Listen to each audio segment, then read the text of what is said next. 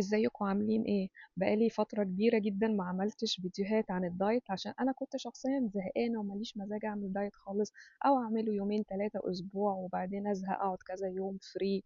وبعدين دخل بقى رمضان والعيد ولسه الحمد لله مخلصة ال6 ايام البيض، فقررت ان كفاية سكريات وكفاية عك في الاكل ولازم الحق اللي انا بوظته علشان شهر 7 قرب. ولما بنزل مصر اساسا بزيد في الوزن، فعايزة الحق اخس اللي انا زدته حاليا من دهون ومن وزن علشان ارجع ازيده تاني في مصر، وهي ساقية ودايرة. المهم قررت ان انا ادور على حاجة تحمسني تخليني ابدأ دايت ومزهقش.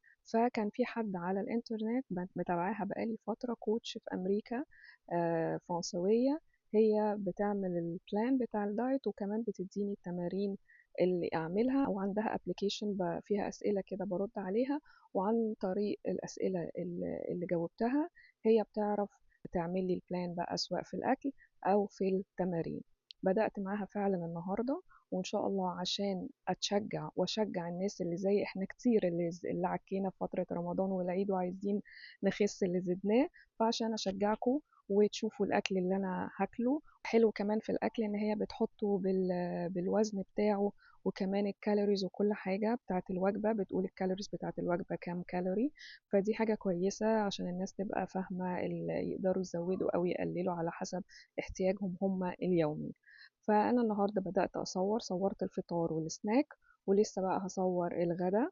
وإن شاء الله من بكرة هبدأ أنزل الوجبات بتاعتي، وإن شاء الله تستفيدوا منها وتابعوني علشان نشجع بعض قبل الصيف نكون خسينا وزن كده تمام.